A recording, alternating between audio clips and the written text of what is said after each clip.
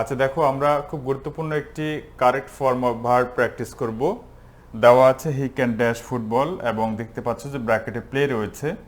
মনে রাখবা, ক্যান হচ্ছে একটি মডাল অক্সিলারি ভার্ব এবং মডাল অক্সিলারি ভার্বগুলোর সাথে কখনো এস বা ইএস যুক্ত করা হয় না, যেমন অ্যাকশন ভার্বের ক্ষেত্রে হয়, যেমন হচ্ছে হি ইটস।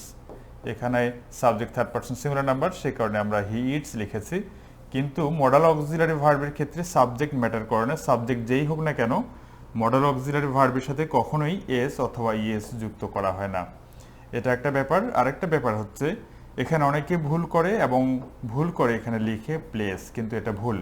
মনে রাখবা যে মডাল অক্সিলারি ভার্বের পরে সবসময় বেস ভার্ব বসে, অর্থাৎ ভার্বের বেস ফর্ম, যেটার সাথে কখনোই এস বা ইএস যুক্ত করা হয় না।